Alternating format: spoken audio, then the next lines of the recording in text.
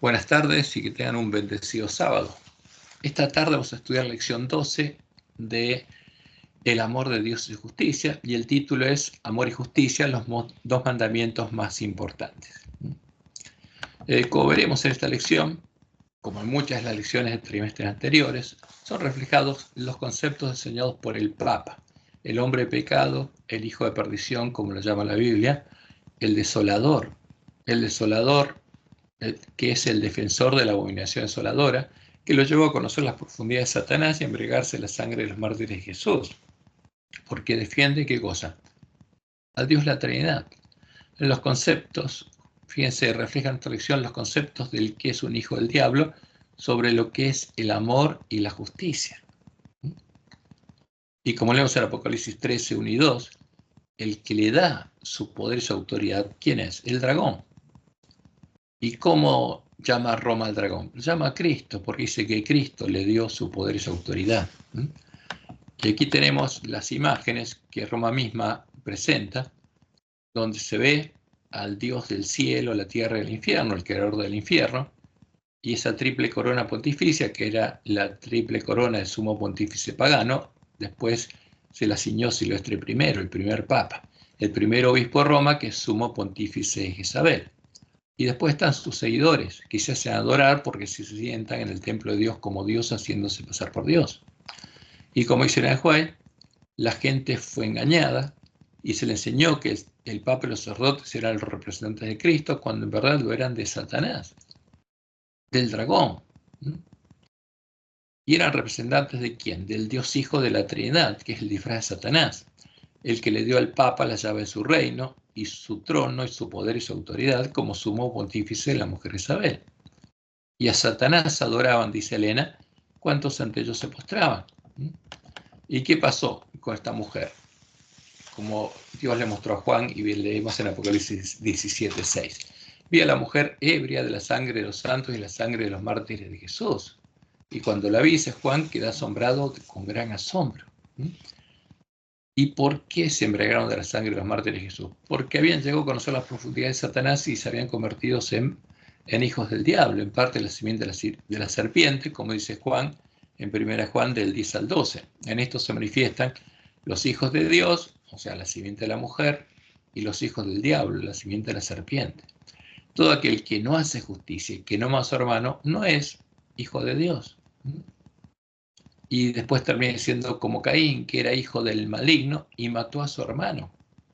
¿Y por qué causa le mató? Porque sus obras eran malas y las de su hermano justas. Y eso es lo que pasó con el Papa y con los apóstatas de la iglesia primitiva. Asesinaron al pueblo que conocía a su Dios y era fiel a Dios, hasta poder echar por tierra el lugar santuario de Dios y la verdad. Entonces, ¿por qué asesinaban a los verdaderos cristianos? ¿En defensa del amor y la justicia? No, como lo muestra claramente el edicto de Tesalónica, asesinaban en defensa de la Trinidad, la abominación desoladora. Asesinaban en defensa del disfraz de Satanás y los demonios, porque la Trinidad es el disfraz de Satanás y los demonios. Y Jesús fue claro, anunciando lo que pasaría. Juan 16, 1 al 4. Estas cosas os he hablado para que no tengáis tropiezos, os expulsarán de las sinagogas, y aún viene la hora cuando cualquiera que os mate, porque los van a matar, anunció Jesús, pensará que rinde servicio a Dios.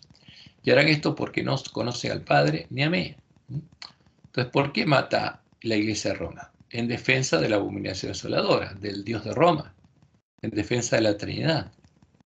Pero el que adora a la Trinidad, ¿conoce al verdadero Padre, al verdadero Jesús? No, no lo conocen, está adorando ídolos. Y detrás de esos ídolos se esconden Satanás y los demonios. Ahora, ¿cuál va a ser el destino a la bestia, el falso profeta y los lobos que vinieron a nosotros vestidos de ovejas, trayendo la comida y la vida de los borrachos? La Biblia es clara, ¿no? Apocalipsis 19:20. Y la bestia fue apresada y con ella el falso profeta, que había hecho delante de ella las señales con las cuales había engañado a los que recibieron la marca de la bestia y habían adorado su imagen. Estos dos fueron lanzados vivos dentro de un lago de fuego que arde con azufre. ¿Qué va a pasar con los que los sigan y adoren a la imagen de la bestia y reciban la marca de la bestia? Van a tener el mismo destino que la bestia y el falso profeta. Esa es la realidad. Y eso abarca no solamente al pueblo de Babilonia, sino al pueblo adventista, porque los lobos vestidos de ovejas trajeron e introdujeron a la abominación desoladora dentro de nuestra iglesia. Y estamos adorando, como iglesia, a la imagen de la bestia. Entonces vamos ahora a ver y tratar de dilucidar cuál es el engaño y la mentira. A pesar de ser parte de la simiente de la serpiente, el hombre de pecado y sus siervos, los vestidos de ovejas, en nuestro medio hablan de amor y justicia. ¿Y qué enseñan?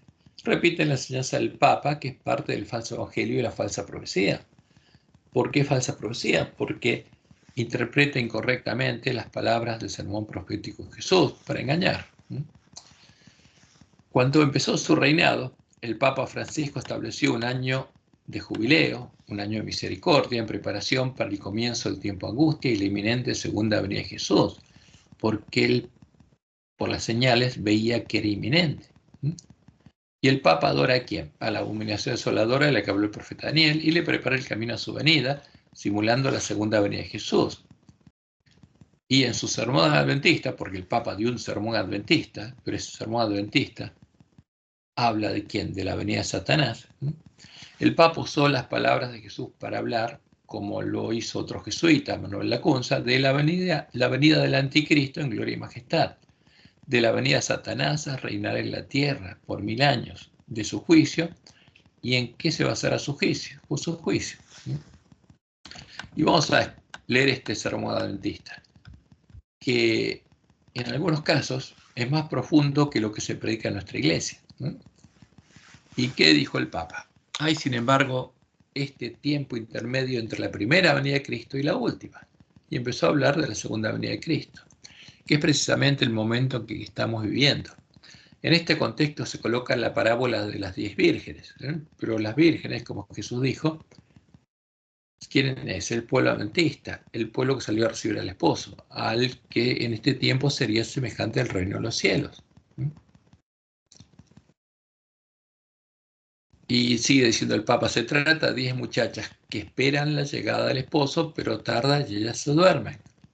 Y eso ocurrió con el pueblo adventista y por eso llegó a estar en estado del ángel de la Odisea. ¿Por qué? Porque mientras el pueblo adventista dormía, entró el enemigo y sembró la cizaña.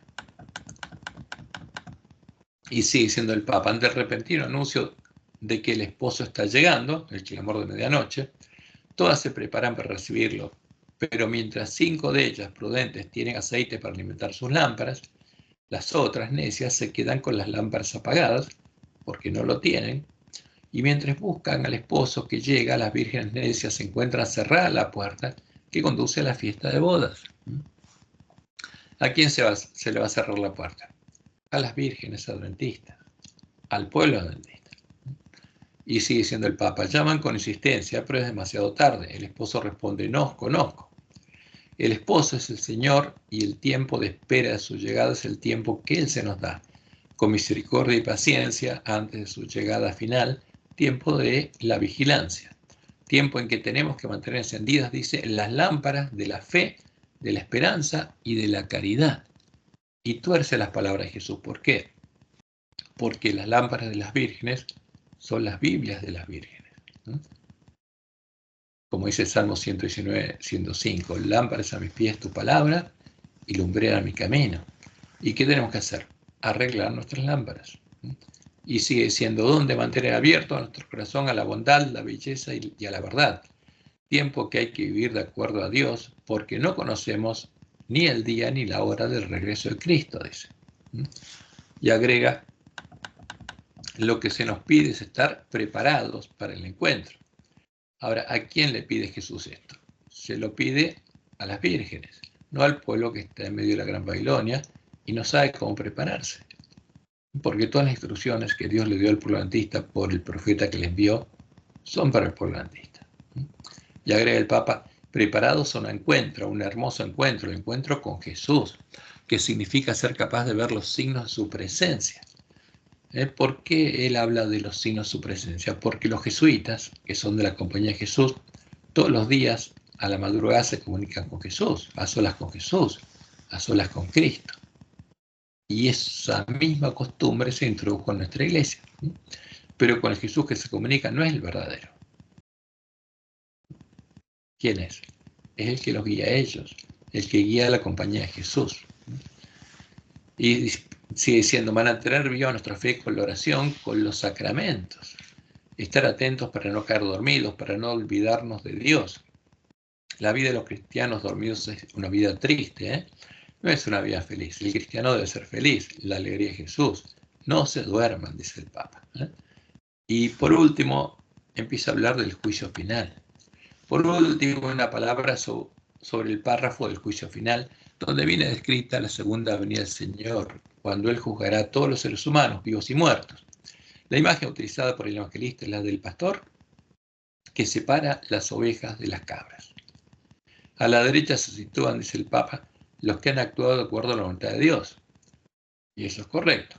¿Y quiénes son? Los siervos fieles y prudentes, que han ayudado al hambriento, al sediento, al forastero, al desnudo, al enfermo, el encarcelado, el extranjero. Y vamos a ver qué significa esto en las palabras de Jesús. En la palabra del Papa significa otra cosa. Pienso en los muchos extranjeros que hay aquí en las diócesis de Roma. ¿Qué hacemos con ellos? Mientras que a la izquierda están los que no han socorrido al prójimo, ¿no? Y lo que van a estar a la izquierda es los que actuaron como siervos malos, los que no hicieron la voluntad de su Señor. Esto nos indica que seremos juzgados por Dios en la caridad. Entonces, ¿a qué aplica? Que lo que Jesús habla son obras de caridad. Y Jesús no está hablando de lo que habla el Papa, está hablando de otra cosa. Porque seremos juzgados en si hacemos la voluntad de Dios, y los siervos fieles y prudentes la van a hacer. En cómo le hemos amado a los hermanos, especialmente los más vulnerables y necesitados, dice. Por supuesto, siempre hay que tener en cuenta que somos justificados, que somos salvados por la gracia, por un acto de amor gratuito de Dios que siempre nos precede. Solos no podemos hacer nada. Y termina diciendo, queridos hermanos y hermanas, no tengamos nunca miedo de mirar el juicio final, que ello nos empuje en cambio a vivir mejor el presente. Dios nos ofrece con misericordia y paciencia este tiempo para que aprendamos cada día a reconocerlo a los pobres y los pequeños, para que nos comprometamos con el bien y estemos vigilantes en la oración y el amor. Que el Señor, al final de nuestra existencia y de la historia, pueda reconocernos como siervos fieles y prudentes. Y termina así diciendo gracias.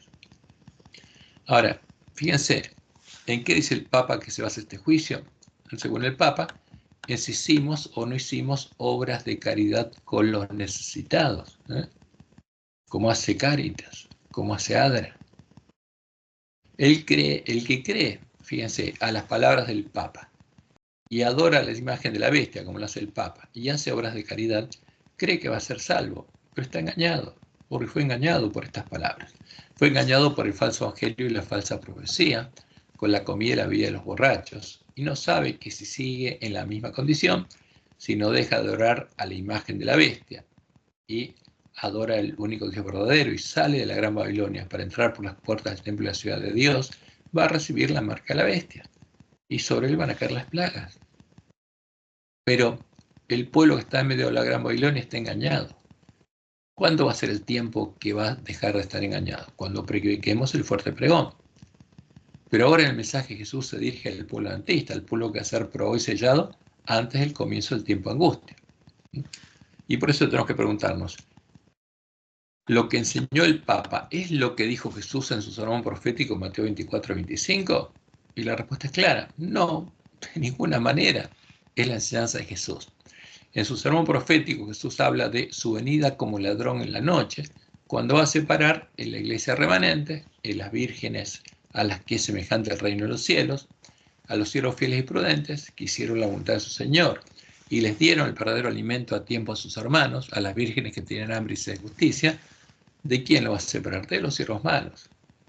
Habla de la separación del trigo y la cizaña maduros, antes de llevar con él al trigo a darle el verdadero alimento a tiempo al pueblo que está cautivo en medio de la Gran Babilonia. Siervos fieles a los que en el tiempo del fuerte pregón se unirán los obreros de la hora undécima, que también serán bienaventurados y recibirán la misma paga, como Jesús lo enseñó. Por eso, vamos a leer las palabras de Jesús, Mateo 24, 45 al 51. Y él nos dice, ¿quién es pues el siervo fiel y prudente, al cual puso su Señor sobre su casa? ¿Quién lo pone? Dios. ¿Sobre quién? Sobre las vírgenes dormidas, para que les dé el alimento a tiempo. Fíjense, Dios le da al siervo fiel y prudente el alimento que tiene que darle a sus hijos y los manda a dárselos. Y esa es la verdadera voluntad de su Señor. Entonces, ¿quién hace la voluntad de su Señor? El siervo fiel y prudente que le da el verdadero alimento a tiempo a sus hermanos. Bienaventurado aquel siervo cuando el Señor venga le haya haciendo así, dice Jesús, dándole el verdadero alimento a sus hermanos. De cierto os digo que sobre todos sus bienes le pondrán.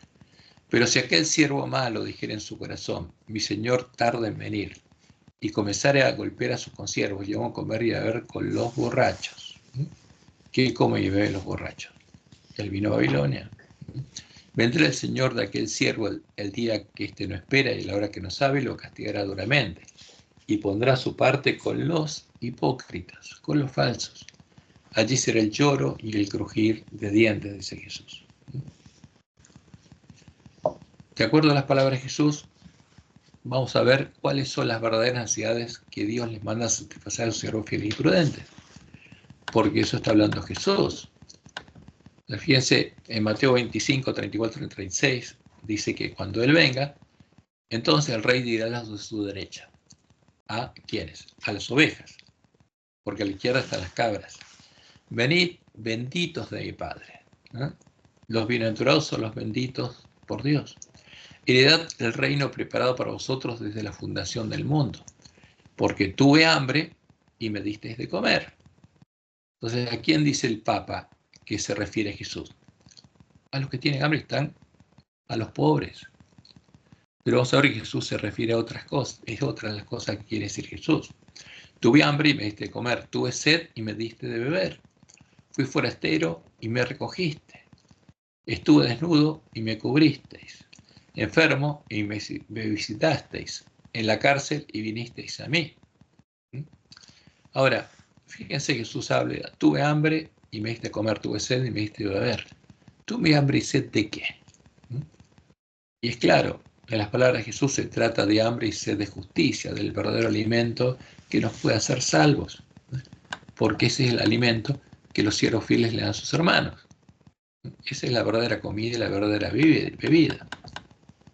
Como dice Jesús en Mateo 5:6, bienaventurados los que tienen hambre y sed de qué? De justicia, porque ellos serán saciados. Y Jesús dice, fui forastero y me recibisteis. ¿Dónde? En este mundo. Porque está hablando Jesús de sus siervos fieles cuando van a buscar las ovejas perdidas. Como leemos en Mateo 10, 11 al 15. Mas en cualquier ciudad o aldea a donde entréis, informaos quién en ella sea digno y posad allí hasta que salgáis. Y al entrar en la casa, saludadla. Y si la casa fuere digna, vuestra paz vendrá sobre ella. Mas si no fuere digna, vuestra paz se volverá a vosotros. Y si alguno no recibiere, por eso Jesús está hablando del juicio, ni oyere vuestras palabras, salid de aquella casa o ciudad y sacudid el polvo vuestros pies. De cierto os digo que en el día del juicio será más tolerable el castigo para la tierra Sodoma de Gomorra que para aquella ciudad. Entonces de esto está hablando Jesús. Porque Él manda a sus siervos, ¿quién los recibe? El que los recibe justamente va a recibir la bendición de Dios. Y después dice, estuve desnudo y me cubriste. ¿Cuándo? Y las palabras de Jesús son claras. Desnudo como el ángel de la Odisea, que está desnudo y no sabe que necesita vestiduras blancas para vestirse. Porque los siervos fieles a Dios tienen que mostrarle a sus hermanos cuál es la verdad y lo que necesitan. Y cómo vestirse con vestiduras blancas. Como leemos en Apocalipsis 3:18. Por tanto, yo te aconsejo que de mí compres oro refinado a fuego para que seas rico. Y ese oro refinado de fuego, que es el amor de Dios. Y vestiduras blancas para vestirte. Y que no se descubra la vergüenza de tu desnudez, porque el ángel de la Odisea está desnudo. Y unges tus ojos con colirio para que veas, porque estás ciego. Y después Jesús dice, estuve enfermo y me visitaste. ¿Y enfermo de qué? Enfermo de pecado, de la lepra del pecado, cuya sanidad se encuentra únicamente en el reino de Dios, el reino de los cielos, como Jesús le dijo a los discípulos. Mateo 10, 7 y 8, y yendo a predicar diciendo, el reino de los cielos se ha acercado. Y le agrega, sanad de enfermos, enfermos del pecado, limpiad leprosos de la lepra del pecado, resucitad muertos, para que tengan vida y la tengan en abundancia, echad fuera demonios. ¿Qué significa? Librar a los que habitan en la sinagoga de Satanás. De gracia recibisteis, dad de gracia. Y después estuve en la preso. ¿En qué cárcel? Y la cárcel es este mundo, porque todos los hombres estamos presos en el reino del pecado y la muerte. La única cárcel en la que predicó Jesús a los presos y a los cautivos. ¿Jesús fue a alguna cárcel romana? No, nunca fue una cárcel. Ni siquiera fue cuando Juan estaba preso, cuando Juan el Bautista estaba preso. ¿A qué presos le predicó Jesús? Como dice la profecía de Isaías 61. El Espíritu de Jehová el Señor está sobre mí porque me ungió Jehová. Me ha enviado a predicar buenas nuevas a los abatidos, a vendar a los quebrantados de corazón, a publicar libertad a los cautivos y a los presos, apertura de la cárcel. ¿A qué presos? A nosotros. A proclamar el año de la buena voluntad de Jehová. Y hasta ahí leyó Jesús, porque el resto lo cumplirían los siervos fieles y prudentes. Y como dice la profecía de Salmo 118, abridme las puertas de la justicia, entraré por ellas, alabaré, ajá, esta es puerta de Jehová. Porque hay una puerta en la cárcel que se abre para que salgamos y también tenemos que tener otra puerta abierta para entrar al templo de Dios. Y esa puerta es Jesús. Esta es puerta de Jehová. Por ella entrarán los justos. Te alabaré porque me has oído y me fuiste por salvación. La piedra que desecharon los edificadores ha venido a ser cabeza del ángulo. ¿De qué templo? Del templo de Jehová en el tiempo nuevo pacto.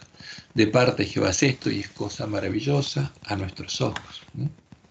Entonces, la cárcel está simbolizada por el atrio, la gran ciudad que se llama Babilonia, Sodoma de Egipto, donde Jesús murió, donde Jesús fue crucificado. Porque ahí están los esclavos del pecado y Jesús murió tomando nuestro lugar para que nosotros podamos vivir y tomar el lugar de Él, porque de ese modo fuimos redimidos. Jesús murió en nuestro lugar para que nosotros podamos vivir donde Él vivía, en el templo de Dios. Y ahí se abrió el camino. Cuando se cumplió la profecía del altar, en medio de la gran ciudad que se llamaba Babilonia, Sodoma de Egipto, donde están los esclavos del pecado, se abrieron las puertas de la cárcel para que salgamos de la cárcel, para que podamos lavarnos justamente en la fuente, ser vestidos con vestiduras blancas y entrar por la puerta abierta a la casa de Dios, para nacer de Dios y para que Dios cumpla en nosotros las promesas del nuevo pacto. ¿Cuándo podrá venir Jesús a buscar a todos los redimidos? Después que prediquemos el Evangelio del Reino de Dios en todo el mundo. ¿El Papa quiere eso? No, no quiere que se predique. Pero Jesús no va a venir antes que lo prediquemos, dándoles el verdadero alimento a tiempo a todos nuestros hermanos, antes que llegue el fin, como Jesús dijo, Mateo 24, 14. Y será predicado este Evangelio del Reino, la verdad echada por tierra en todo el mundo, para testimonio a todas las naciones, y entonces vendrá el fin. ¿Qué va a pasar en ese tiempo? Todos los hombres habrán decidido entre adorar a Jehová, el único Dios verdadero, o adorar a la imagen de la bestia. Y habrán recibido el sello de Dios o la marca de la bestia. Porque todos estarán adorando conscientemente a uno de los dioses, al Dios verdadero o al Dios de este mundo, al Dios del Papa. Y con Apocalipsis 6, 1 y 2, oí una gran voz que decía del templo de los 7 ángeles, id y derramad sobre la tierra las 7 copas de la ira de Dios. Fue el primero y derramó la copa sobre la tierra y vino una úlcera maligna y pestilente sobre los hombres que tenían la marca de la bestia, porque habían adorado conscientemente a Satanás y que adoraban su imagen. ¿A quién estaba adorando? A Satanás, que había venido a la tierra justamente cuando llegó el fin y Dios le permitió venir. Y está acá en la tierra adorando a la imagen de Apolo, a la imagen que aparece en nuestra lección generalmente, porque esa no es la imagen de Jesús. Y fíjense, eso es lo que va a pasar. Y nosotros podemos ver, y lo puse para que veamos cómo se nos repite siempre lo mismo, en las lecciones tituladas La misión de Dios, mi misión, del cuarto trimestre de 2023, se presentó la misma falsa tesis que el Papa, y no es casualidad que se repita en esta lección, porque lo van a seguir repitiendo, porque el objetivo es engañar al pueblo adventista. Y esta lección del sábado 18 de noviembre de 2023. En la lección de esta semana, nuestra temática, misión en favor de los necesitados, muestra que Dios tiene un plan para alcanzar a los necesitados de diversas maneras. Sus necesidades podrían ser físicas, emocionales, económicas o incluso sociales, como es el Papa. ¿A quiénes? Los extranjeros que están en nuestra diócesis, dice, de Roma. Es decir, algunos pueden considerarse marginados de su comunidad o familia. Cualquiera sea la necesidad, debemos estar dispuestos a hacer lo posible para ayudar. Esta es una parte central de lo que significa ser cristiano y de lo que debe incluir la misión, dice. Ahora, ¿es una instrucción de Dios esta? No, veremos que no. Es justamente la enseñanza del Papa. Y se nos indicó que debemos seguir al que llaman el método de Jesús. Y recién en el quinto y último paso, después de satisfacer sus otras necesidades, hablarles a las personas de Jesús y el Evangelio. Solo el método de Cristo. Lección del lunes 20 de noviembre de 2023. ¿Y qué dicen? En primer lugar, debemos relacionarnos con los desvalidos. En segundo lugar, debemos mostrar compasión. En tercer paso es atender sus necesidades. El cuarto es ganarse su confianza. Entonces, ¿qué tenemos que hacer? Todo esto. Buscar a los desvalidos, mostrar compasión, atender sus necesidades, todas sus necesidades, y ganar su confianza. Ya crean, cuando ministramos a la gente, cuando le ayudamos, aprenderá a confiar en nosotros y en lo que le decimos. Y el último paso es ayudarla a llegar a Jesús. Un acto que requiere fe tanto de tu parte como de la persona a la que ayudas. Ahora, ¿este es el método de Jesús? ¿Jesús hacía esto? ¿Los discípulos hacían esto? No.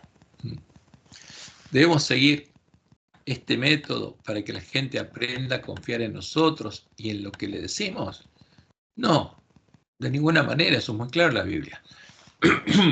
Eso es hacerlos confiar en nosotros y depender de nosotros, y es lo que hacen los hombres, los religiosos y los políticos, y lo vemos claramente en el hombre pecado, buscando que los otros hombres dependan de ellos. Esto es lo contrario de lo que buscaban Jesús y sus discípulos, que era llevarlos al Padre para que confiaran y creyeran solamente, únicamente en Jehová y en su palabra, no en ellos. Y la palabra de Dios es clara. Jeremías 17, 5 al 8. Así ha dicho Jehová, maldito el varón que confía en el hombre. Entonces, ¿tenemos que llevarlo a confiar en nosotros? No. Maldito el varón que confía en el hombre y pone carne por su brazo y su corazón se aparta de Jehová. Será como la retama en el desierto y no verá cuánto viene el bien, sino que morará en los sequedales, en el desierto, en tierra despoblada y deshabitada. En cambio, fíjense qué dice. Bendito el varón que confía en ¿quién? En Jehová, y cuya confianza es Jehová, porque será como el árbol plantado junto a las aguas, que junto a la corriente echará sus raíces, y no verá cuando viene el calor, sino que su hoja estará verde, y en el año de sequía no se fatigará, ni dejará de dar fruto. ¿Y qué dijo Jesús? Yo soy el camino, y la verdad, y la vida. ¿Y el camino a quién? Nadie viene al Padre, sino por mí. ¿A quién nos lleva el verdadero Jesús? Al Padre, a Jehová, para que Él haga en nosotros la misma obra que hizo en Jesús. Y lo interesante es que Jesús hacía muchas cosas por amor y compasión a sus hermanos, pero podemos ver claramente que Jesús no quería que los hombres lo siguieran por los panes y los peces. Y se los dijo en forma clara y directa, debían trabajar por la verdadera comida. Vamos a leer Juan 6, 26 al 27 y 66 al 67. Respondió Jesús y les dijo, de cierto os digo que me buscáis, no porque habéis visto las señales, sino porque comiste el pan y os saciasteis. ¿Y qué nos dicen ahora? Tenemos que satisfacer las necesidades de hambre de la gente. Que coman pan y se sacien. Trabajad, dice Jesús, en cambio dice, no por la comida que perece, sino por la comida que a vida eterna permanece, la cual el Hijo del Hombre os dará, porque este señaló Dios el Padre. ¿Y qué pasó? Desde entonces muchos de sus discípulos se volvieron atrás y ya no andaban con él. Dijo entonces Jesús a los 12, ¿queréis acaso iros también vosotros? ¿Por qué? Por lo que lo seguían por los panes y los peces, por las obras de caridad supuestamente, por la comida que les daba. Entonces por eso sabemos que el método que se escribió en esas lecciones no es el método de evangelización de Jesús, es el método de evangelización enseñado por el Papa. Por otra parte, ¿es este el método que debemos aplicar al predicar el fuerte pregón del mensaje del tercer ángel en el tiempo de angustia? Y es evidente que no, porque si somos fieles a Dios y no adoramos a la imagen de la bestia, no vamos a poder comprar ni vender y no vamos a tener recursos materiales para hacer esta obra. No vamos a tener dinero material. No vamos a poder comprar comida para darle a los pobres. Dios nos va a sostener a nosotros. Entonces, esto que enseña la tradición es falso, totalmente falso. Los apóstoles lo que se preocupaban, como Jesús los envió, es ir a predicar el Evangelio del Reino de Dios, para que las personas crean en el Reino de Dios, reciban la bendición prometida y Dios los puede empezar a guiar y a transformar a imagen de Jesús. Y lo repusimos esto que se viene repitiendo en nuestras lecciones, y dice el Papa, porque es la tesis que se repite en la lección de esta semana. Lección del sábado 15 de marzo, la lección de hoy. Cuando otros sufren, dice nuestra lección, pobreza, opresión o cualquier tipo de injusticia, debemos preocuparnos, dice. Cuando otros son oprimidos, no debemos mirar hacia otro lado. Debemos preguntarnos qué podemos hacer para promover el amor y la justicia de Dios de manera que reflejemos en nuestro estropeado mundo el carácter perfectamente recto y amoroso de nuestro Señor. Ahora, ¿puede hacer eso un árbol malo? No. Pero nos preguntamos, ¿se preocupó Jesús de librar a su pueblo de la opresión del Imperio Romano? Porque había opresión, sí. ¿Y Jesús lo liberó? No. No se preocupó de eso. ¿Eliminó Jesús la pobreza de este mundo? No. ¿Podía hacerlo? Sí. Él podía hacerlo. ¿Miró hacia otro lado? No. Lo que buscó hacer Jesús es liberar a sus hermanos de la esclavitud del pecado, como anuncia las palabras profecía. ¿Cómo debemos hacerlo nosotros para que puedan llegar a tener el amor de Dios en sus corazones y realmente llegar a ser hijos de Dios y hermanos de Jesús? Porque eso es lo importante. ¿Quién va a ir al cielo? ¿Quién va a ir al cielo? ¿El que hace obras de caridad o el que en el tiempo de la última generación tiene el nombre de Dios escrito en la frente, recibe el sello de Dios? Ese va a ir al cielo. Los que hacen obras de caridad y tienen la marca de la bestia, porque adoran a la bestia y su imagen, no van a ir al cielo.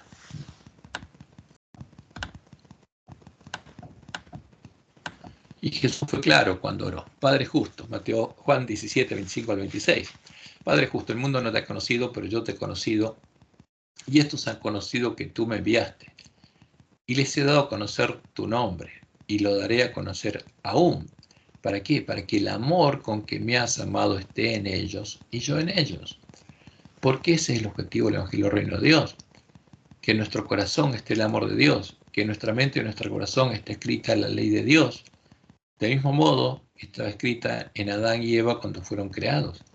Porque solo va a ir al cielo. ¿Quién? El que tiene el nombre de Dios escrito en la frente en esta generación. Y la lección del próximo lunes, 17 de marzo de 2025, los autores dicen, según el propio Jesús, los dos mandamientos más importantes son el amor a Dios y el amor a los demás. Obedecer estos mandamientos implica sacrificios, fíjense, que muestren de forma tangible el amor a los demás, lo que realmente significa seguir los pasos de Jesús. O sea, ¿qué está diciendo? Que tenemos que hacer sacrificios que muestren a otros el amor a los demás. Pero eso es amor. Nos preguntamos, ¿obedecer los mandamientos de Dios implica sacrificios que muestren en forma tangible el amor a los demás? Y la respuesta es clara, no, de ninguna manera. Este concepto es pagano, es paganismo puro, es romanismo puro. Entonces, vamos a ampliar y aclarar este tema en el próximo punto. Mientras tanto, podemos ver que a Jesús no le implicaba ningún sacrificio hacer la voluntad de su Dios y Padre. Más bien, se gozaba en ello. ¿Por qué? Porque la ley de Dios estaba escrita en su mente y en su corazón, como llegaría a estarlo en todos sus hermanos. Salmos 48 anunciaba lo que pasaría con el Mesías. Me complazco en hacer tu voluntad, oh Dios mío, y tu ley está en medio de mi corazón. ¿Estaba en medio del corazón de los hombres la ley de Dios? De ninguno. Pero sí estaba en la de Jesús, en el corazón de Jesús. ¿Y qué hacía él? Se complacía en hacer voluntad de Dios, no hacía sacrificios. Y como leemos en Juan 15:9, Jesús dice, como el Padre me ha amado, así también yo os he amado. ¿Por qué? Porque el amor de Dios estaba en el corazón de Jesús, como iba a estar en el corazón de sus hermanos. Y Jesús fue claro. Lo que enseñan el Papa y los autores de nuestras lecciones es lo que buscan los gentiles, los paganos. Pero los hijos de Dios lo que buscarán es el reino de Dios y su justicia. Orarán como Jesús nos enseñó a orar, pidiendo las 7 promesas del Evangelio del Reino de Dios, y serán bienaventurados. Fíjense que lo que enseñó Jesús al mismo tiempo que nos enseñó a orar. No os afanéis pues diciendo qué comeremos, o qué beberemos, o qué vestiremos. Y estas son las ansiedades que nos dice el Papa que tenemos que cubrir. Y repiten nuestros teólogos. Porque los gentiles, los paganos, buscan todas estas cosas y le orarán a sus dioses por esas cosas. Pero vuestro Padre Celestial sabe que tenéis necesidad de todas estas cosas. Más, buscad primeramente el reino de Dios y su justicia. Y dice Jesús, y todas estas cosas os serán añadidas. ¿Qué tenemos que buscar? El reino de Dios y su justicia. Y Dios, que se va a preocupar a sus hijos, que no le falten las otras cosas. Pero tenemos que buscar primeramente el reino de Dios y su justicia. Que Dios reine en nosotros y escriba su ley en nuestra mente y en nuestro corazón para que lleguemos a ser árboles de justicia. Eso es lo que tenemos que buscar. Y la pregunta obligada es la siguiente: ¿sirven de algo los sacrificios que hace la gente engañada para mostrar en forma tangible el amor a los demás? Y la respuesta es clara, no. Se trata de una mentira, de un engaño, que a la persona que hace eso lo hace semejante a un fariseo ciego que busca mostrarse justo ante los hombres. ¿Por qué? Porque no le sale el corazón, hace un sacrificio para mostrar algo que no tiene. Y es una mentira, es un engaño. Y Jesús fue claro con los fariseos que hacían lo mismo. En Mateo Jesús les dijo, ay de vosotros escribas y fariseos hipócritas. ¿Qué significa hipócritas? Falsos. Teatreros, porque hacen un teatro. Un hipócrita era un actor de un teatro. Ay de vosotros, escribas fariseos hipócritas, porque diezmáis la mente, el eneldo y el comino y dejáis lo más importante de la ley, la justicia, la misericordia y la fe. Esto era necesario hacer sin dejar de hacer aquello. Y a ciegos que coláis el mosquito y tragáis el camello. Ay de vosotros, y vuelvo a repetir, escribas y fariseos hipócritas, porque limpiáis lo de fuera del vaso y del plato, pero por dentro están llenos de robo y de injusticia. ¿Por qué? Porque hacían eso para que la gente los viera, pero ¿qué había adentro? ¿Había amor? No. Están llenos de robo y de injusticia. Y le dice Jesús, fariseo ciego. Es como si el ángel de hoy sea ciego. Limpia primero lo de dentro del vaso y del plato, para que también lo de fuera sea limpio. O sea, no te hagas que la gente te mire y vea algo bueno en vos para que crea que sos bueno. Eso es ser hipócrita. Limpia primero lo de dentro del vaso y del plato para que también lo de afuera sea limpio. Ay de vosotros, escribas y fariseos hipócritas, les vuelvo a decir, porque sois semejantes a sepulcros blanqueados, que por fuera la verdad se muestran hermosos, ¿no? Hacen obras y se muestran hermosos, muestran que tienen amor, mas por dentro están llenos de huesos de muertos y toda inmundicia. Así también vosotros por fuera, a la verdad, os mostráis justos a los hombres, pero por dentro estáis llenos de hipocresía e iniquidad. Y eso es lo que hace un árbol malo que quiere hacer sacrificios para mostrar que tiene amor. Y es mentira. Como Jesús le dijo a los fariseos y a los dirigentes de sus pueblos, Juan 5:42, mas yo os conozco que no tenéis amor de Dios en vosotros. Son sepulcros blanqueados, pero no tienen amor.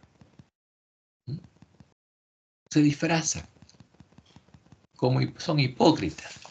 Y eso es lo que pasa con el que busca hacer sacrificios para tratar de mostrar lo que no tiene. Y está engañado. Como le indica Pablo, todos podemos hacer sacrificios para tratar de mostrar a otros lo que no tenemos. El verdadero amor, el amor de Dios, como lo hacían los fariseos. Pero ¿sirven de algo los sacrificios? ¿Nos ayudarán en el juicio? No. Si lo que hacemos no es fruto del amor de Dios, de nada sirven los sacrificios. Como leemos en 1 Corintios 13:3. Y si repartiese todos mis bienes para dar de comer a los pobres, y si entregase mi cuerpo para ser quemado, y no tengo amor, de nada me sirve. O sea, ¿de qué sirve hacer sacrificios, vender todo lo que tenemos, todos los bienes y darse a los pobres para que puedan comer? Si no tengo amor. ¿Qué dice Pablo? De nada me sirve. Porque el que va a ir al cielo es el que tenga el amor de Dios en el corazón. No un hipócrita. Que haga cosas para que otros lo vean. ¿Por qué vivirá el justo? Vivirá por la fe en Dios y sus promesas. Y Pablo es claro. Romanos 1:16 y 17. Porque no me avergüenzo del Evangelio, porque es poder de Dios para salvación a todo aquel que cree, al judío primeramente y también al griego. Porque en el Evangelio la justicia de Dios se revela por fe y para fe, como está escrito. Mas el justo por la fe vivirá. ¿Vivirá por el sacrificio, por las obras? No. El justo vive por la fe, porque Dios lo justifica gratuitamente. Y vemos que la enseñanza del Papa es usada en nuestra iglesia para mantener engañado y creyéndose rico al ángel de la Odisea, a nosotros. El ángel que cree a la mentira y hace sacrificios para hacer obras de caridad, creyendo que esas obras son las que lo ayudarán en el juicio, y lo único que hacen es convertirlos en sepulcros blanqueados. Y eso es lo que es el ángel de la Odisea, como los fariseos, un sepulcro blanqueado. Y tiene que despertarse, tiene que darse cuenta. Y vamos ahora a avanzar con la verdadera enseñanza de Jesús y los apóstoles. Los verdaderos conceptos sobre el amor y la justicia de Dios son el fundamento sobre los que se basan los otros conceptos del Evangelio. Y vamos a analizarlos en detalle porque es esencial que estén claramente grabados en nuestra mente, porque son el fundamento del Evangelio del reino de Dios. Y vamos a preguntarnos, ¿cuál es la verdadera justicia? Y es clara la palabra de Dios, es guardar la ley de Dios, la ley que Dios tiene escrita en su mente y en su corazón, la ley por la cual Dios es amor. La justicia es el amor. 1 Juan 4, 7 y 8. Amados, amémonos unos a otros, porque el amor es de Dios. Todo aquel que ama es nacido de Dios y conoce a Dios. El que no ama no ha conocido a Dios, porque Dios es amor. Entonces, ¿cuál es lo importante de Dios? Dios es amor y ama naturalmente. Y los hijos de Dios van a amar naturalmente. Entonces, la verdadera justicia justamente es esa, amar a Dios y amar a nuestros hermanos. ¿Quién guarda la ley de Dios? El que ama a Jehová nuestro Dios y ama a sus hermanos, como Jesús lo enseñó claramente. Fíjense, leemos ahora Marcos 12, 28 al 34. Acercándose uno de los escribas que los había oído disputar y sabía que les había respondido bien, le preguntó, ¿cuál es el primer mandamiento de todos? Jesús le respondió, el primer mandamiento de todos es, oye Israel, el Señor nuestro Dios, Jehová nuestro Dios, Jehová uno es. Y amarás a Jehová tu Dios con todo tu corazón y con toda tu alma y con toda tu mente y con todas tus fuerzas, porque les citó la ley. Este es el principal mandamiento. Y el segundo es semejante, amarás a tu prójimo como a ti mismo. No hay otro mandamiento mayor que estos. ¿Por qué? Porque la ley de Dios lo que nos pide es que amemos como Dios ama, aunque no podamos. Entonces el escriba le dijo, bien maestro, verdad has dicho que uno es Dios y no hay otro fuera de Él. Es una persona singular. Uno es Dios, es una persona y no hay otro fuera de Él. Fíjense, una persona singular, es una sola persona. Y el amarle con todo el corazón, con todo el entendimiento, con todo el alma y con todas las fuerzas, y amar al prójimo como uno mismo, es más que todos los holocaustos y sacrificios. ¿Por qué? Porque los holocaustos y sacrificios había que hacerlos ¿cuándo? Cuando uno no ama y viola la ley de Dios. ¿Para qué? Para que Dios lo perdone y justifique. Jesús entonces, viendo que había respondido sabiamente, le dijo, no estás lejos del reino de Dios. Y nosotros tenemos que estar cerca del reino de Dios. Y lo primero que tenemos que hacer para estar cerca del reino de Dios es conocer a Dios como lo conocía este escriba. Y ya ninguno osaba preguntarle. Y la pregunta es, ¿qué somos nosotros? ¿Árboles buenos o árboles malos? Y la respuesta es clara, todos somos árboles malos, que estamos destituidos de la gloria de Dios y pecamos. Y no podemos guardar la ley de Dios. No podemos amar a Dios y amar a nuestros hermanos, porque no tenemos el amor de Dios en nuestros corazones. No tenemos escrita la ley de Dios en nuestra mente y en nuestro corazón. Y por eso no podemos guardarla. Y la violamos continuamente. Aunque incluso la ignoremos y creamos que la guardamos. Desde que Adán y Eva empezaron a conocer la ciencia, el bien y el mal, la ley que Satanás tiene escrita en su mente y en su corazón, los hombres tenemos la ley del pecado escrita en nuestra mente y en nuestro corazón. Pero, como los fariseos y los paganos, aún así podemos hacer sacrificios para mostrar que somos buenos, como lo hace el Papa, pero ese no será un buen fruto, será una hipocresía, una mentira. Jesús es claro, no puede el buen árbol dar malos frutos, Dios no puede dar malos frutos, ni el árbol malo, nosotros dar buenos frutos. ¿Podemos? No. ¿Podemos guardar la ley de Dios? No, no podemos amar.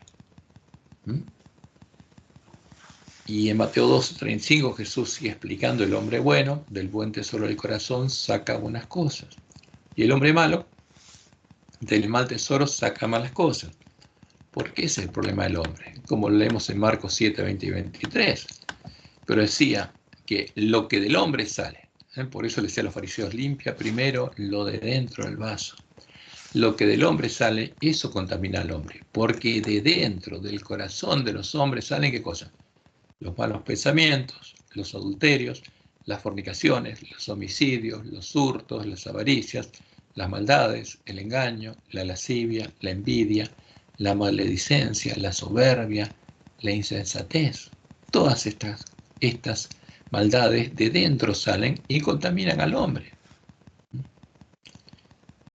¿Podemos hacer obras que nos hagan creer que somos justos, que amamos a Dios y amamos a nuestros hermanos? Sí, como indica Pablo, podemos hacerlas. Podemos incluso llegar a hacer sacrificios, como indica nuestra lección. Podemos vender todo lo que tenemos para dar de comer a los pobres, o incluso podemos dar nuestro cuerpo para ser quemado. Pero si no tenemos el amor de Dios en nosotros, en nuestros corazones, esas obras de nada sirven. Esas obras no nos convierten en personas justas que realmente amen, no son el fruto del verdadero amor. Como volvemos a repetir, lo dice Pablo en 1 Corintios 13:3.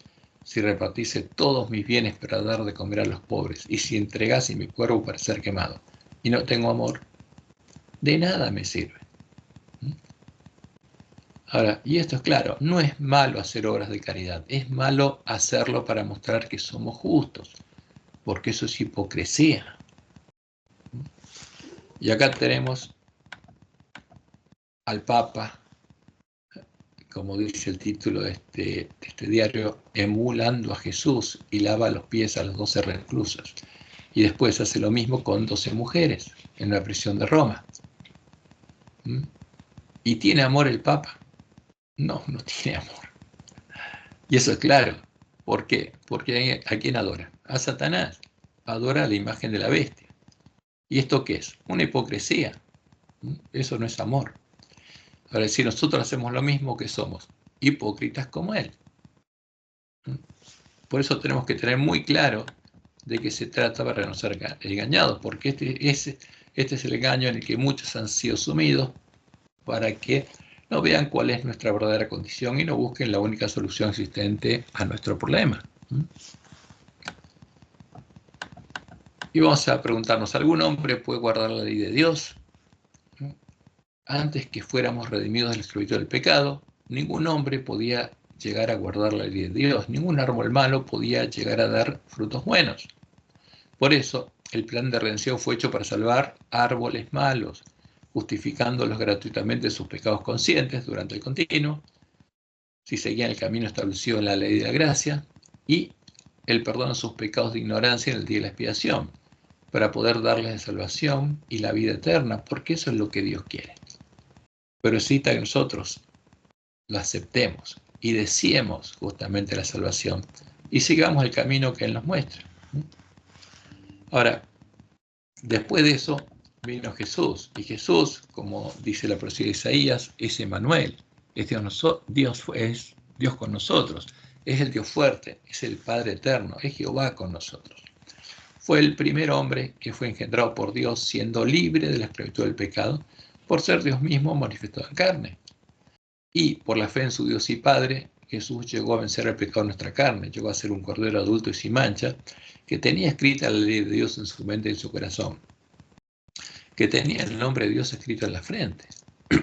Llegó a ser el primer árbol bueno que, por amor a nosotros y a su Dios y Padre, ofreció su vida en expiación por nuestros pecados para dos cosas. Fíjense, primero, redimirnos de la esclavitud del pecado para que las puertas de la cárcel quedaran abiertas y pudiéramos salir, y manifestar la justicia de Dios, la justicia con la que el santuario será purificado de todos los pecados perdonados por Jehová a sus hijos, y él será declarado justo.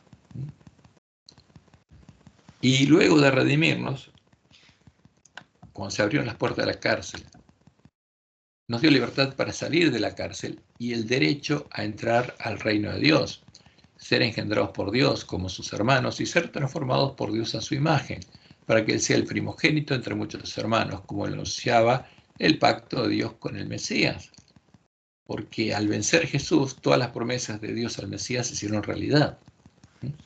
Como leemos en Juan 1, 10 al 13. En el mundo estaba, dice Juan, y el mundo por él fue hecho. ¿Quién hizo en 6 días el cielo y la tierra? Jehová. ¿Quién es Jesús? Es Jehová. Pero el mundo no le conoció. A los suyos vino y los suyos no le recibieron. Mas a todos los que le recibieron, a los que creen en su nombre, que creen que es Jehová el Señor, les dio potestad de ser hechos hijos de Dios, los cuales no son engendrados de sangre, ni de voluntad de carne, ni de voluntad de varón, sino de Dios. Eso es lo que Jesús ganó para nosotros. Que podamos ser engendrados de nuevo por Dios, porque esa es la promesa de Dios al Mesías. Como leemos en Isaías 8, 16 al 18. Ata el testimonio, sella la ley entre mis discípulos, es decir, le escribe la mente y el corazón de mis discípulos, dice el Mesías. Esperaré pues a Jehová, el cual escondió su rostro en la casa de Jacob, y en él confiaré. He aquí, yo y los hijos que me dio Jehová. Fíjense qué dice el Mesías, porque Jehová engendraría al Mesías después a sus otros hijos, a la simiente de la mujer. Somos por señales y presagios en Israel de parte de Jehová de los ejércitos que mora en el monte de Sión.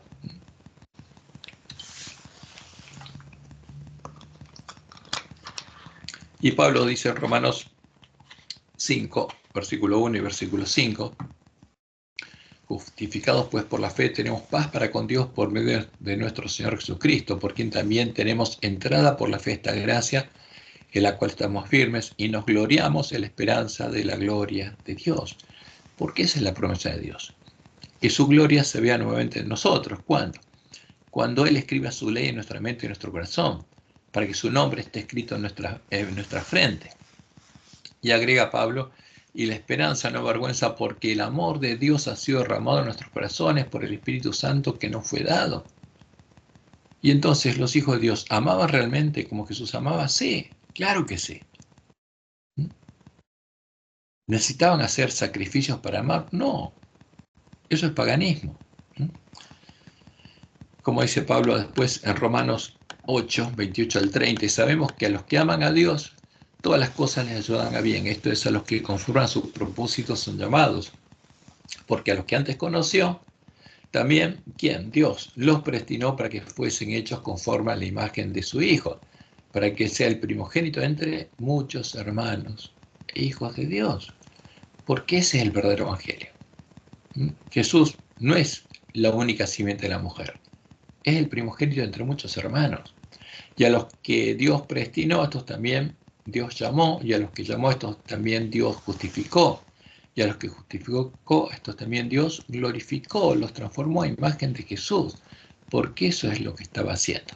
Como dice Pablo en Efesios 4:13, hasta que todos lleguemos a la unidad de la fe y del conocimiento del Hijo de Dios, a un varón perfecto, a la medida de la estatura de la plenitud de Cristo, que también, como Jesús, tenga la ley de Dios escrita en la mente del corazón y tenga el nombre de Dios escrito en la frente, porque ese es el sello de Dios. Y como dice Juan, en 1 Juan 3, versículo 1 y 14, mirad cuál amor nos ha dado el Padre, para que seamos llamados hijos de Dios, para que como Jesús, la gente reconozca que somos hijos de Dios. ¿Qué nos dio? Dice él, el amor de Dios. Y agrega, por esto el mundo no nos conoce porque no le conoció a él. Nosotros sabemos que hemos pasado de muerte a vida, ¿en qué? En que amamos a los hermanos. El que no ama a su hermano permanece en muerte. ¿Qué pasa con el pueblo de Dios? Si no ama, como el ángel de Dios decía, ¿qué pasa? Está muerto. No tiene vida, no nació de Dios. Entonces, fíjense, cuando los hermanos de Jesús empezaron a hacer una luz en el mundo, se pudo ver la luz del mundo. Se pudo ver en la simiente de la mujer, a los hijos de Dios y hermanos de Jesús, a los árboles buenos que daban buenos frutos, la luz puesta sobre el monte Sión, que no se puede esconder. Y por eso Satanás tuvo que asesinar para apagar esa luz. Y Jesús fue claro, Juan 9:5, entre tanto que estoy en el mundo, luz soy del mundo. Y después, ¿quién iba a ser luz del mundo? Sus hermanos. Como Jesús lo enseñó en el Sermón del Monte. Vosotros sois la sal de la tierra, pero si la sal se desvanece, ¿con qué será salada? No sirve más para nada, sino para ser echada afuera y llevada por los hombres. Vosotros sois la luz del mundo. Una ciudad sentada sobre un monte no se puede esconder, porque la ciudad de Dios estaría sentada sobre el monte de Sión. Ni se enciende una luz y se pone debajo de un almud, sino sobre el candelero y alumbra a todos los que están en casa. Así alumbre vuestra luz delante de los hombres, para que vean vuestras buenas obras. Entonces, ¿quién puede dar buenas obras? Un árbol bueno. Para que la gente vea a los hijos de Dios, a los árboles de justicia, que dan frutos buenos y glorifiquen a vuestro Padre que está en los cielos. Porque ¿a quién pertenece la gloria? A Dios, porque ese es el fruto de la obra de Dios. Y durante 1260 años en los que Dios sostuvo a su iglesia en el desierto, el pueblo de la iglesia primitiva era pobre en bienes materiales, pero era rica en dones espirituales. ¿Qué método de evangelización usaban? Buscaban que sus hermanos conocieran. Hay un micrófono abierto, por favor, se lo pueden cerrar. Buscaban que sus hermanos conocieran la palabra de Dios y creyeran el evangelio del reino de Dios.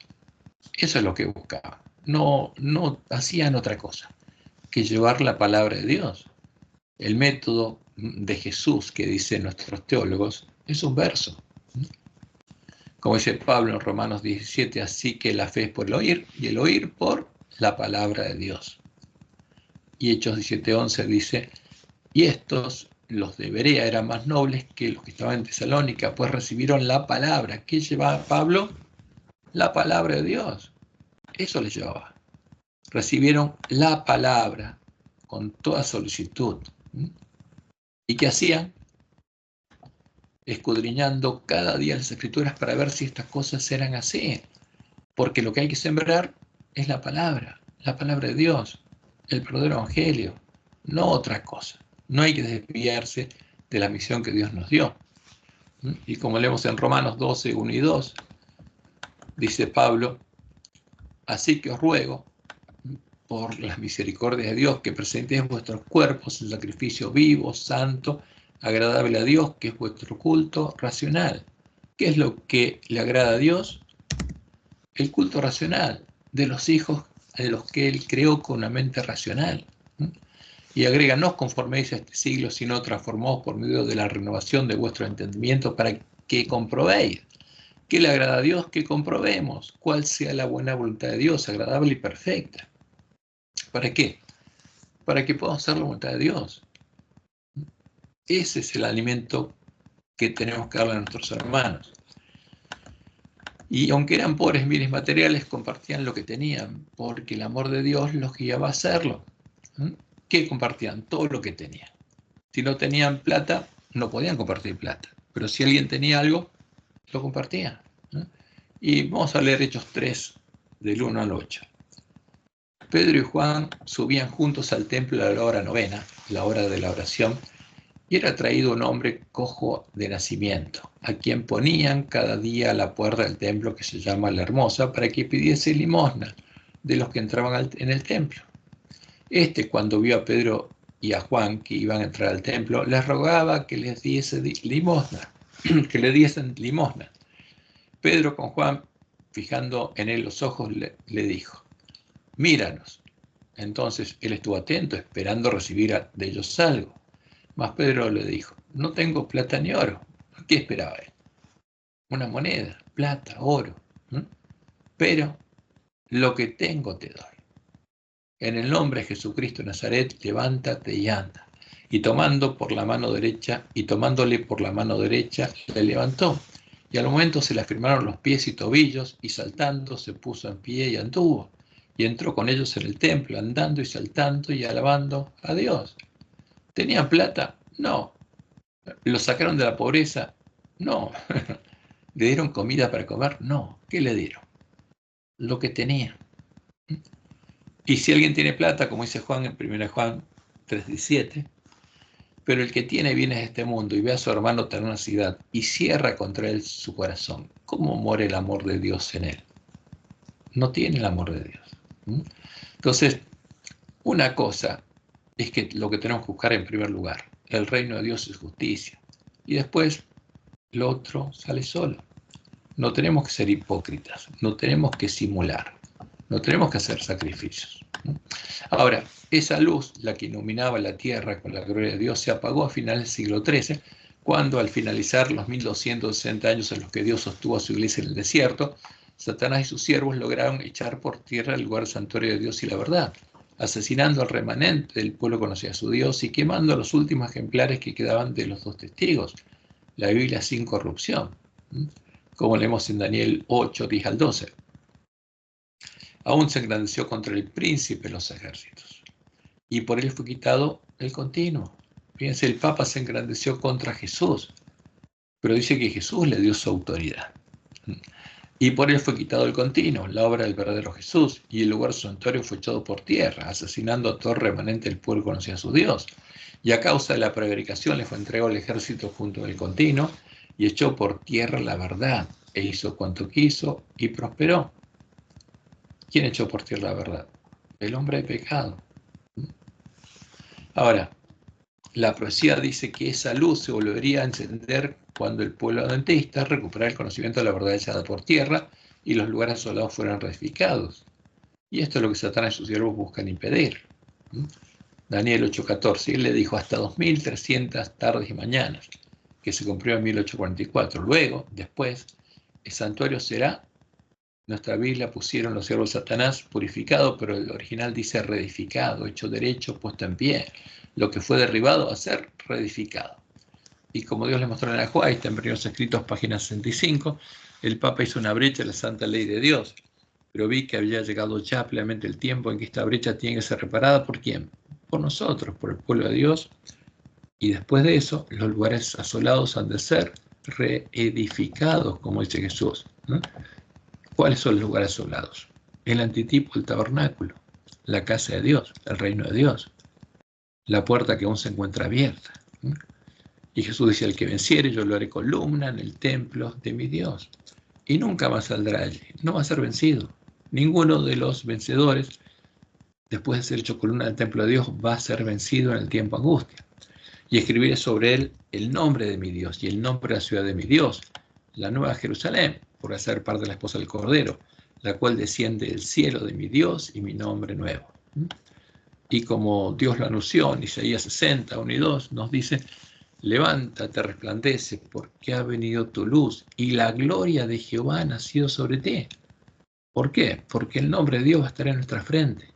¿Por qué aquí que tinieblas cubrían la tierra? ¿Dónde está el pueblo de Dios? La iglesia adventista, y oscuridad las naciones. Mas sobre ti amanecerá Jehová, y sobre ti será vista su gloria. ¿Sobre quién? Sobre el que crea a las promesas de Dios. Y como leemos en Apocalipsis 14:1, después miré y aquí el Cordero estaba en pie sobre el monte de Sión, símbolo del reino de Dios, y con él 144.000 que tenían el nombre de él y de su Padre escrito en la frente. Los 144.000 sellos del pueblo antista. Entonces se habría vuelto a encender la verdadera luz, y esa luz no podría ser apagada. El mundo comprendería cuál es el verdadero amor y la verdadera justicia de Dios, como leemos en Apocalipsis 14, 12 y 13. Porque después de escuchar, decir cuál es el mensaje que tenemos que predicar, se nos dicen estas palabras. Dios declara estas palabras. Aquí está la paciencia de los santos. O sea, lo que se perdió, aquí está de nuevo. Los que guardan los mandamientos de Dios, porque tienen la ley de Dios escrita en la mente y el corazón, y tienen la fe de Jesús. Por eso pueden seguir las pisadas de Jesús. Y oí una voz que desde el cielo me decía, escribe, bienaventurados de aquí en adelante los muertos que mueren el Señor. ¿Por qué? Porque Dios empieza a soltar los vientos y se va a completar el número de los mártires de Jesús. Sí, dice el Espíritu, descansará de sus trabajos porque sus obras con ellos siguen.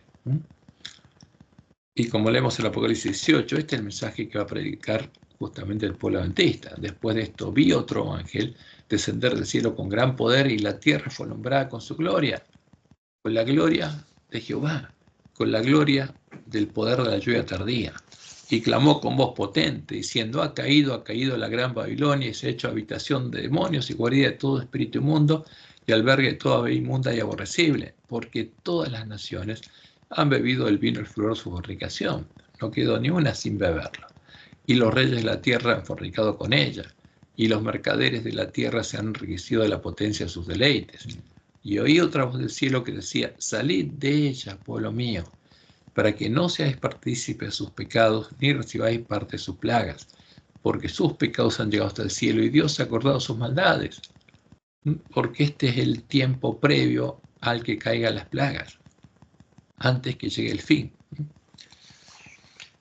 Y como dice la profecía, entonces el dragón se llenó de ira contra la mujer y se fue a hacer guerra contra el resto de la descendencia de ella, porque tuvo otros hijos. En el tiempo del fin, en la última generación, la mujer vestida de sol, la que dio a luz a Jesús, va a dar a luz a otros hijos, a la simiente de la mujer que también va a vencer al dragón y a su simiente. Los que guardan los mandamientos de Dios, porque los tiene escrito en la mente y el corazón, y tiene el testimonio de Jesús, en ellos se ve lo mismo que se veía en Jesús, en los hermanos de Jesús, en los hijos de Dios. ¿Y qué va a pasar? Como dice Apocalipsis 17:14, pelearán contra el Cordero y el Cordero los vencerá, porque Él es ¿quién? Es Jehová el Señor, es Señor, Señor y Rey de Reyes, y los que están con Él son llamados y elegidos y fieles. Los 144.000 sellos del pueblo adventista, ¿no? ¿Y qué va a pasar? Como dice la profecía de Daniel 12, que Jesús le interpretó en el sermón profético, la profecía que estaba cerrada dice ya hasta el tiempo del fin y solo se cumpliría cuando fuera abierta. Dice la profecía a los entendidos, el pueblo conoce a su Dios, resplandecerán. Fíjense, eso es lo que va a pasar con el pueblo, los sellos del pueblo adventista, van a resplandecer como el resplandor del firmamento y los que enseñan la justicia a la multitud. ¿Cuándo la multitud va a aprender cuál es la verdadera justicia? Cuando haya entendido que resplandezca. Y los que enseñan la justicia a la multitud, que está en medio de la gran Babilonia, como las estrellas a perpetua eternidad. ¿Y qué va a pasar? Dice el versículo 10. Muchos, la gran multitud que es de la gran Babilonia, serán limpios, emblanquecidos y purificados. Pero va a haber dos grupos más, los impíos. ¿Cuáles son los impíos? Las vírgenes insensatas, las que ya se les habrá cerrado la puerta, pues procederán impíamente y ninguno de los impíos entenderá. Pero los entendidos, los 144.000 sellos del pueblo adventista, comprenderá. Por eso, antes que empiece el tiempo de angustia, antes que cierre la puerta de gracia, Jesús nos manda a darles el verdadero alimento a tiempo. ¿A quién? A las ovejas perdidas de la casa de Israel, a las vírgenes adventistas, y nos dice que no vayamos a buscar a otras personas. Y como ya vimos, que Dios le mostró a Nahuay, cuando ella vio lo que va a pasar cuando suene la primera trompeta, los siervos fieles y prudentes a sus vecinos, a sus conocidos que no son adventistas, no les van a haber hablado. ¿Por qué? Porque van a haber hecho la voluntad de su Señor. Van a estar preocupados de darle el verdadero alimento a tiempo a sus hermanos. Y en el tiempo de angustia, como dice Apocalipsis 22, 14 y 17, van a ser bienaventurados los que laven sus ropas para tener derecho al árbol de la vida. ¿En dónde la van a lavar? En la fuente. Y para entrar por las puertas de la ciudad. Y el espíritu y la esposa dicen, ven, porque va a haber esposa. Los 144.000 sellados. Y el que oye, esté en Babilonia y oiga, también diga ven, porque sea un obrero de la hora 11. Y el que tiene sed venga, y el que quiera, tome del agua de la vida gratuitamente, porque es tiempo de misericordia, como Dios le mostró a Nahuay, para el pueblo que está en Babilonia. ¿Y cuál va a ser el fruto? Y oí la voz de una gran multitud, como el estruendo de muchas aguas, como la voz de grandes truenos que decía, aleluya, porque el Señor nuestro Dios Todopoderoso reina. Escucharon el Evangelio del Reino de Dios, creyeron el Evangelio del Reino de Dios y entraron por las puertas, por la puerta estrecha al Reino de Dios. Y Dios está reinando en ellos. Y dicen, gocémonos y alegrémonos y démosle gloria porque han llegado las bodas del Cordero y su esposa se ha preparado. Toda la esposa está preparada, no solamente los 144.000. La gran multitud se ha preparado. Y a ella se le ha concedido que se vista el lino fino, limpio y resplandeciente, porque el lino fino es las acciones justas de los santos, de los que guardan los mandamientos de Dios, como los 144.000, y tienen la fe de Jesús. Y el ángel me dijo, escribe, bienaventurados los que son llamados a la cena de las bodas del Cordero. Y me dijo, estas son palabras verdaderas de Dios. Y esta es la palabra profética más segura y se va a cumplir hasta la última jota y tilde. Y a nosotros, ¿qué nos toca? Elegir, ¿sí? Adoramos a Jehová, el único Dios verdadero, y recibimos el yo Dios y tenemos el nombre de Dios escrito en la frente, símbolo de que somos parte del pueblo que conoce a su Dios, hijos de Dios y parte de la simiente de la mujer, o sí, adoramos a la imagen de la bestia y tenemos la marca de Satanás, el nombre de Satanás escrito en nuestras frentes, símbolo de que llegamos a conocer a Satanás, las profundidades de Satanás, y somos hijos del diablo y parte de la simiente de la serpiente. Porque esta es la realidad y tiene que entenderla y conocerla todo el mundo, que es posible ser hijo de Dios. Y también es posible y es muy fácil llegar a ser hijo de Satanás. Por eso, como Dios le mostró en Nahuay, el mensaje empieza por el pueblo adventista, porque la primera cosecha de trigo y cizaña es en la iglesia adventista, como leemos en Primeros Escritos, página 118. Y luego el tercer ángel, dijo mi ángel acompañante, su obra es terrible, su misión es tremenda. Es el ángel que ha de separar el trigo de la cizaña, porque es el mensaje de Elías. ¿A quién vamos a adorar? ¿A Jehová o a Baal? ¿A Jehová o a la Trinidad? Es el ángel que ha de separar el trigo, la cizaña y sellar o atar el trigo para el granero celestial. Estas cosas debieran absorber completamente la mente y la atención. De esto depende nuestra vida y Dios nos manda justamente predicar la verdad, darle el verdadero alimento a tiempo a todos nuestros hermanos para que todos puedan hacer la voluntad de Dios y vivir. Que Jehová te bendiga y te guarde y te guíe a toda verdad y tengas un bendecido fin de sábado y una bendecida semana.